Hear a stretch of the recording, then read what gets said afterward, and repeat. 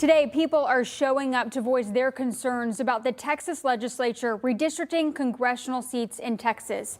Thank you so much for joining us. I'm Corley Peel. Bill Barajas has the night off. In an hours-long meeting today on the U of H campus, several people showed up to protest the state's plan to redistrict congressional seats.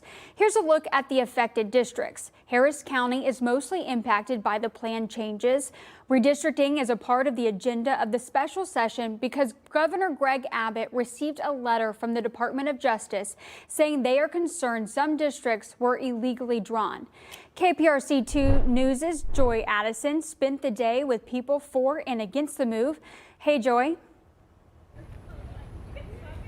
Hey, Corley. Well, that hearing just wrapped up. You can see people still trickling out. It was supposed to last about 5 hours, but they went over. Hundreds of people showed up here to make their voices known. The committee actually spoke with members of Congress for the first 3 or so hours and then spoke with people, regular people here, everyday voters, some people for the redistricting,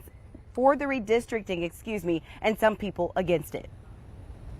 Coalition districts were originally drawn to help minorities elect someone they all support. Now, voters stand divided on if they should remain or be redrawn. Today's hearing centered on 10 congressional districts that cover all or parts of Houston and nearby counties. One of them is the 18th Congressional District, last represented by the late former Houston Mayor Sylvester Turner. We've been without congressional representation since Mayor Turner died last year. The governor could have called a special election earlier this year when the energy was palpable for it, and to help maintain the Republican majority in the House, he decided to delay it until November.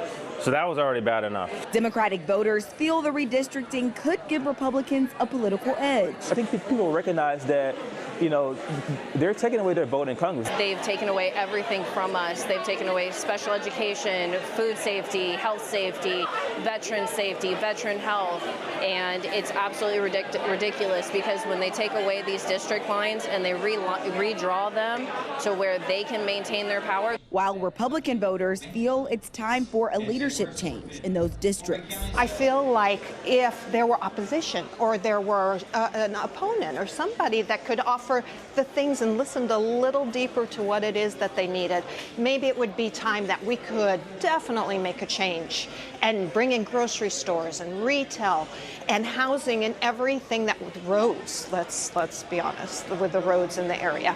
I think that's what they're interested in. Whatever we voted for is not working. Where is our flood control? We voted for it 2018. Where is the safety? Why don't we have more police on the streets?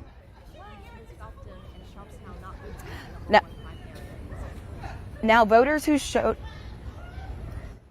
who showed up here today had 3 options for making their voices heard. They could either speak in front of that committee, they could make a written statement, or they could submit their statement online. For the people who didn't get to speak, Texas Democrats are headed over to Wheeler Avenue Baptist Church to continue to speak with them. Reporting from UH's campus, Joy Addison, KPRC 2 News.